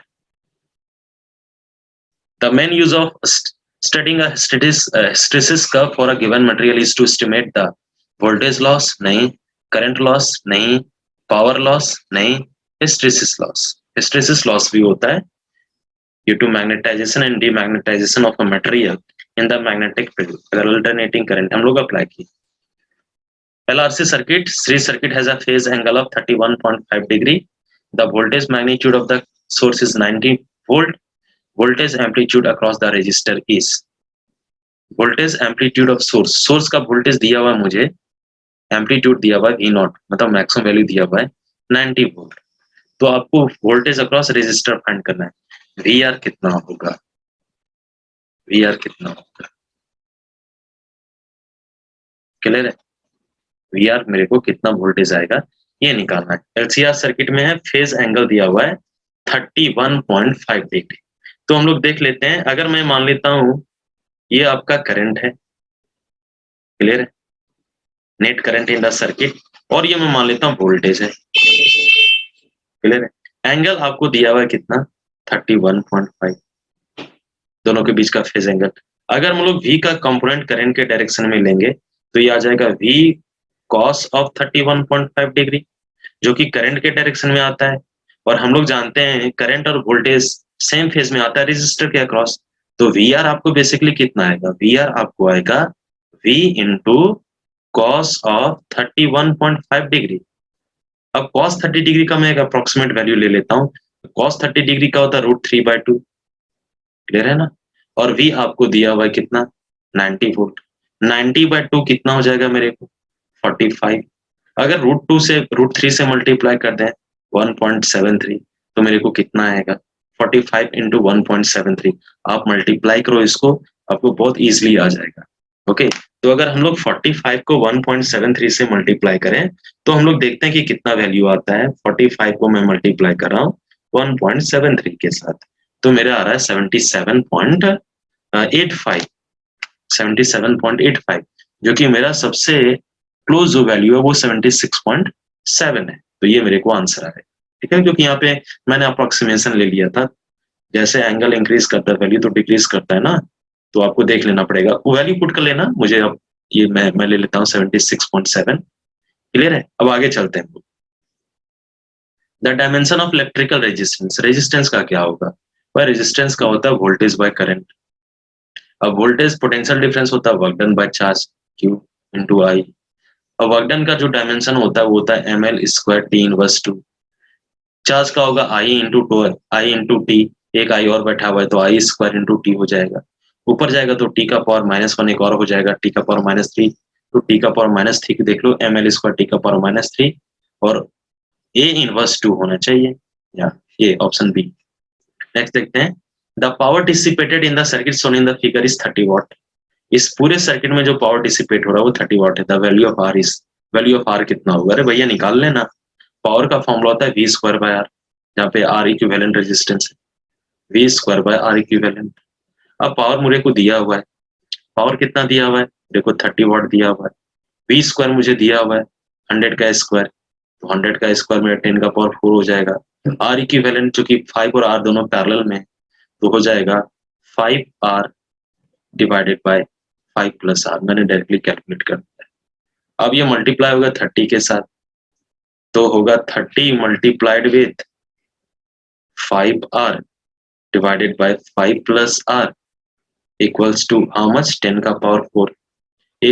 एक का पावर मैं हटा देता हूँ, एक जीरो से एक जीरो कैंसिल हो जाएगा। 5 इंटू 3 ये आपका हो जाएगा 15r, क्लियर है। उधर जाएगा तो 100 है, 100 इंटू 5 500 आ जाएगा, 100 इंटू आर 100r आ जाएगा, क्लियर है ना। यहाँ पे 100r माइनस 15r, ये तो कहाँ कर दिया है भाई मेरे को, 30 वॉट्स दिया हुआ है। एक बार मैं देख लेता हूँ इसको फिर से, क्लियर है। यहाँ पे क्या कर रहा है ये, है ना, बहुत स्लोली है जा रहा है मेरे को भाई। मैं देख लेता हूँ इसको बहुत अच्छे से, हम लोग देख लेते हैं। ये आसान है प्रॉब्लम, फॉर्मूला बेस्ड है, कैलकुलेशन में थोड़ा सा यहाँ प्रॉब्लम आ रहा था, तो मैं इसको थोड़ा सा फिर से देख लेता हूँ।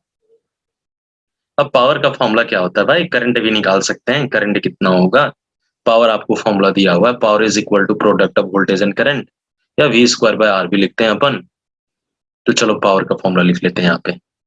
तो power P is equal to मेरे को होता है v²/r, है ना। अब पावर दिया हुआ 30 watt, okay, value of R find करना है।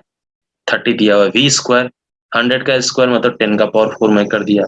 रेजिस्टेंस आर कितना होगा, 5 और ए दोनों पैरेलल में, तो पैरेलल में आर इक्विवेलेंट होता है R1 into R2 divided by R1 plus R2, तो हो जाएगा 5 प्लस आर। यही तो मैंने किया था, फिर क्यों नहीं आ रहा था।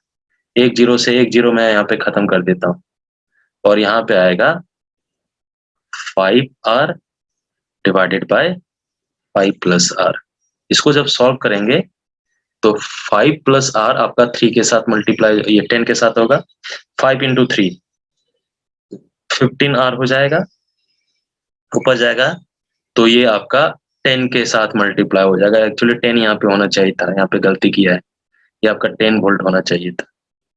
चलिए, तो 10 का स्क्वायर 100 हो जाता, तो यहाँ पे सिर्फ 10 बचता, तो 10 इंटू 5 कितना हो जाता, 50 plus 10 R. Okay, so 15 R minus 10 R is equal to 50, तो यहाँ से मेरे को आर आ जाता 50/5, that is 10 Om.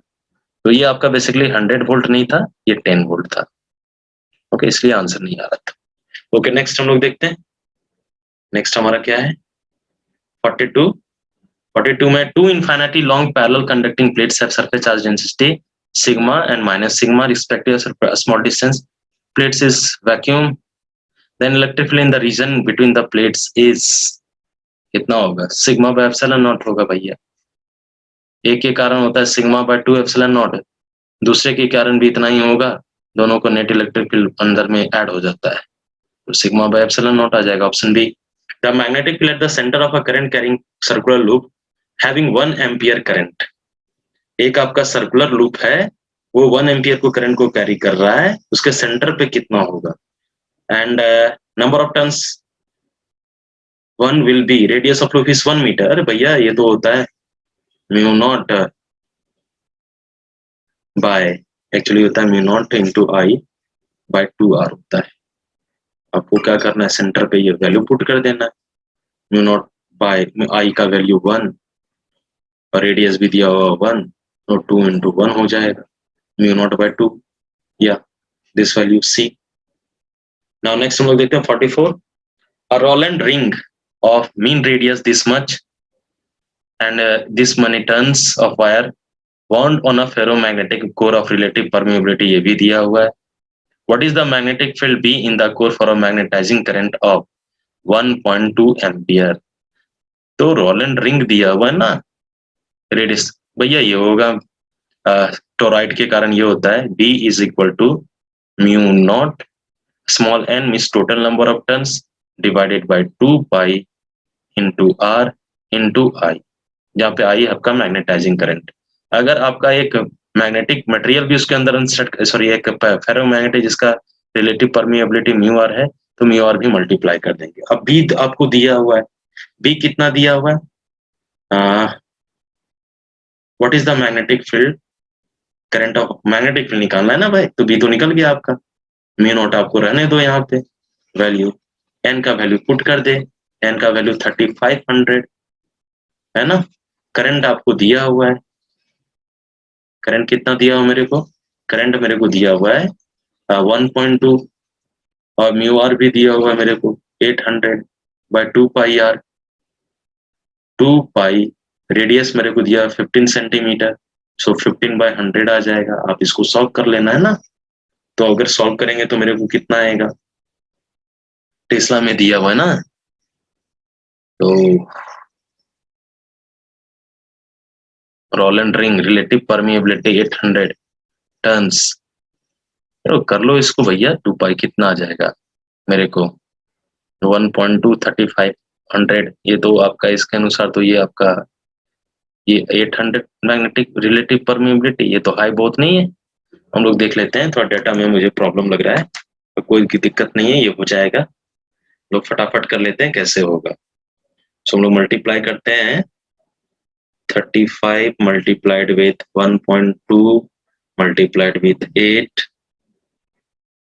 is equal to this much divided by 6.28 divided by 15, okay 15 या 4 पाई है ना, म्यू नॉट का वैल्यू भी पुट कर देंगे, 4 पाई इंटू 10 का power -7, okay.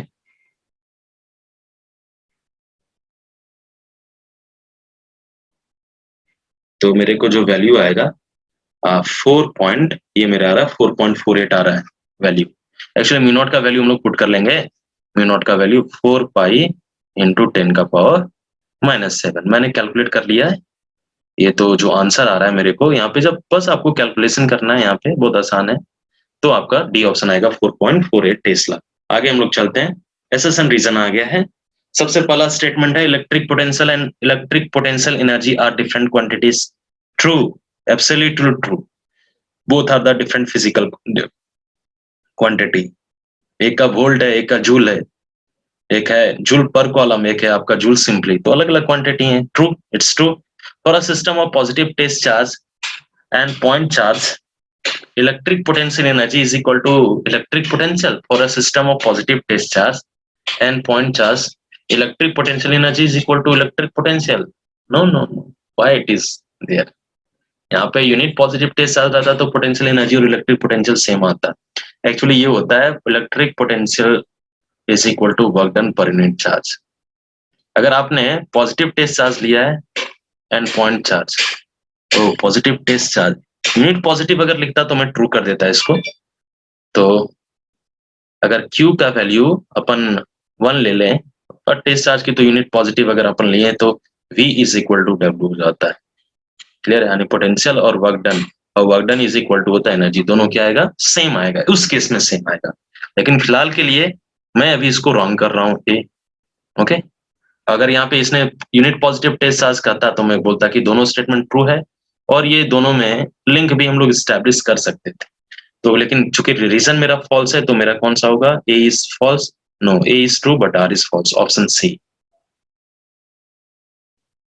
A disc shaped magnet deviates above a superconducting material that has been cooled by liquid nitrogen.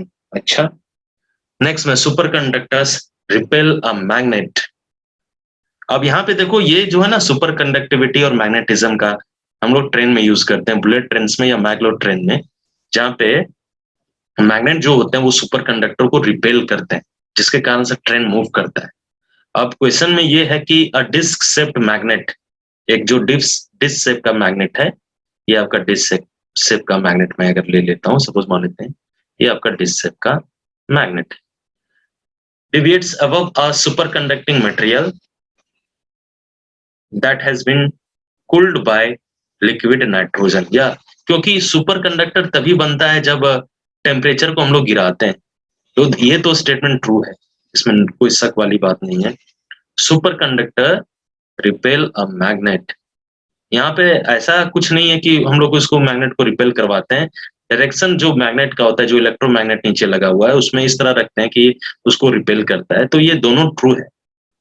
लेकिन यहाँ पे आप एक्सप्लेनेशन, दोनों के बीच कोई लिंक नहीं है, तो हम लोग लिखेंगे both A and R true but R is not the correct explanation. Next हम लोग देखते हैं magnetic flux can produce induce EMF. Magnetic flux can produce induced EMF. Wrong. Change in magnetic flux with respect to time can produce. Faraday's established induced EMF experimentally. हाँ, ये true है, तो हमारा assertion is false है, option D आ गया। An alternating current does not show any magnetic effect. False. कोई भी current हो, ये आपका दिखाया गया, तो पहला ही स्टेटमेंट मेरा हो गया। हाँ, ये तो ट्रू है, तो आपका A is false but R is true, option D. 49 चलते हैं हम लोग। The tires of an aircraft are slightly conducting. If a conductor is connected to ground, the extra charge induced on conductor will flow to ground. Yeah, very good. क्योंकि जब ये जो tyres होते हैं वो क्या करते हैं, ये आपके ग्राउंड के साथ जब ये करते हैं तो इसमें चार्ज इंड्यूस होता है, जिसके कारण ये बस्ट भी कर जाएगा टायर्स। अगर ये चार्ज ग्राउंड में फ्लो नहीं किया तो स्लाइटली इनको कंडक्टिंग रखते हैं। ट्रू, हाँ ये true, very good. Option A, both are true and there is some explanation, there is some linkage between these two. So now it's okay. Now we are moving to section C. A gang capacitor is formed by interlocking a number of plates as shown in the figure. The distance between the consecutive plate is, दो plate के बीच दिया हुआ, consecutive plate के बीच distance आपको दिया हुआ है d,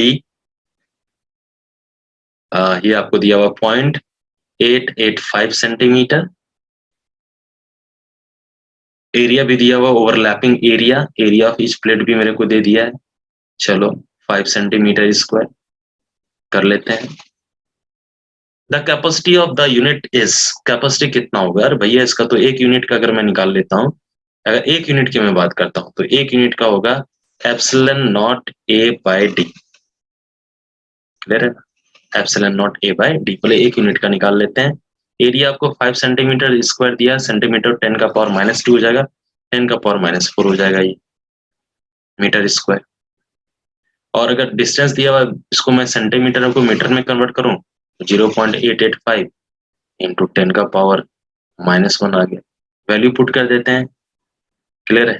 तो आपका आ जाएगा 8.825 इंटू 10 टू द पावर, इसका होता है -12 इंटू एरिया मेरे को दिया 5 इंटू 10 का पावर -4 और डिवाइडेड बाय है डी। डी आपको दिया हुआ है 0.885 इंटू 10 का पावर -1, -12 -4 -16 -1, ये हो जाएगा -15। तो 85 मैं कर देता हूँ 85। क्लियर है? अब इसको जब हम लोग सॉल्व करेंगे 8.854 को 0.885 के साथ डिवाइड करेंगे, देखो दोनों अप्रोक्सीमेट है, तो मेरे को कितना है? क्लियर है ना? तो मेरे पास है 8.854 डिवाइडेड बाय 0.885, दोनों लगभग सेम है, तो ये मेरे को 10 के अप्रोक्सीमेट 10 टाइम्स जाएगा। तो ऊपर में मेरे को हो गया 10, तो 10 दिया नहीं है इसमें, तो 10 इंटू 5, ओके, इंटू मेरे को हो जाएगा ये, एक्चुअली ये है था 10.045, कोई दिक्कत नहीं है, इंटू, या मैं इसको डिवाइड ही कर लेता हूँ, सबसे बेस्ट रहेगा।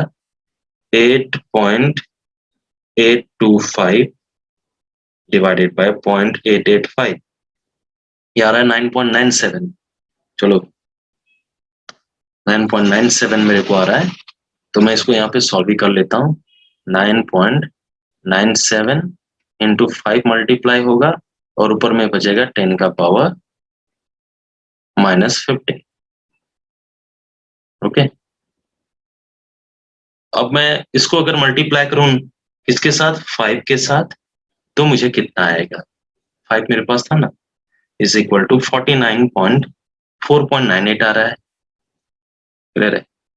4.98 इंटू 10 टू द पावर -15, 4.98 ना 6 दिया हुआ है, मेरे को इसको ले लेना पड़ेगा अभी। मैं ले लेता हूँ 4.98 को 5 में ले लेता हूँ, 5, okay, into 10 to the power -15 farad में ले लिया उसको। ठीक है, अब यहाँ पे मुझे क्या फाइंड करना, the capacity of this unit, unit का कितना होगा, मैं देख लेता हूँ सबको कनेक्ट करके।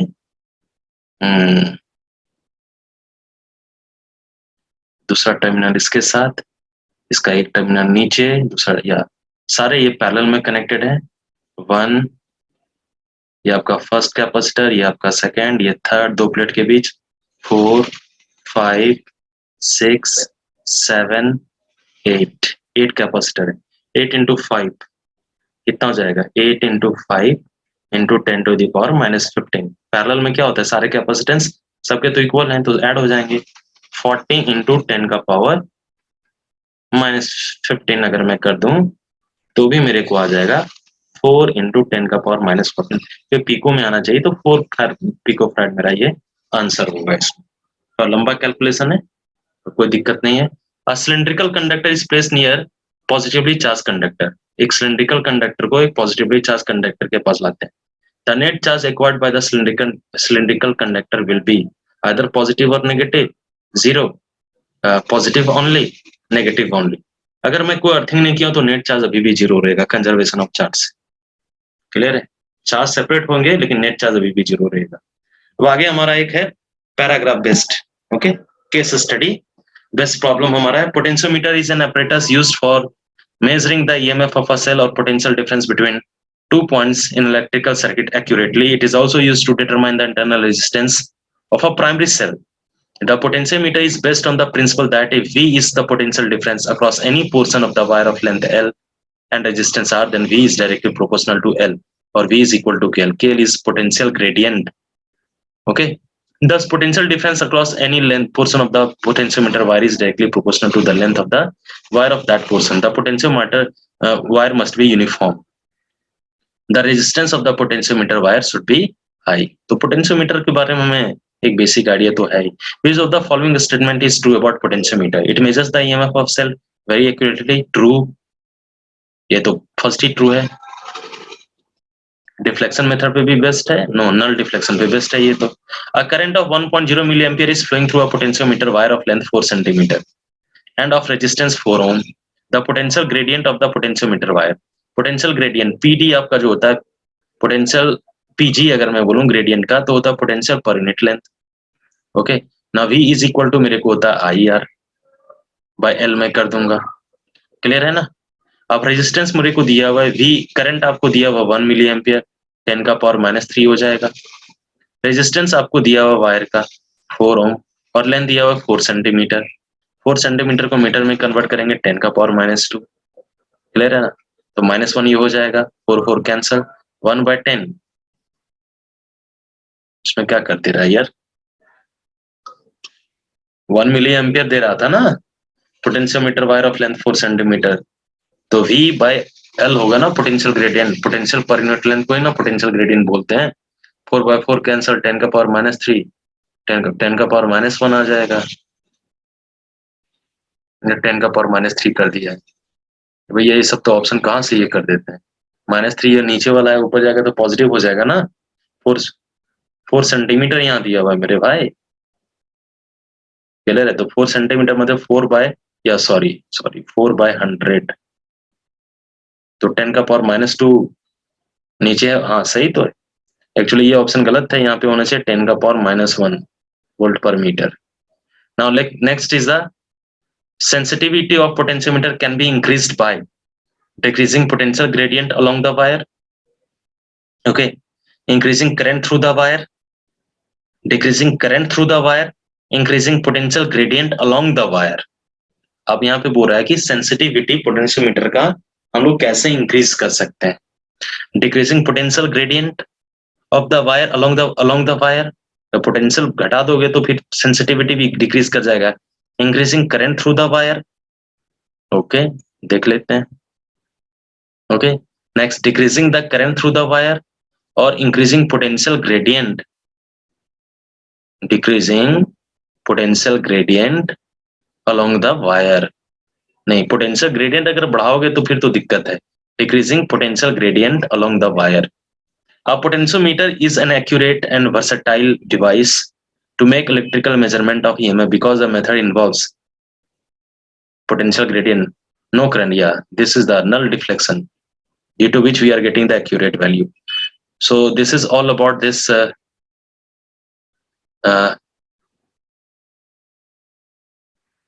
complete set हमने आज प्रैक्टिस किया है.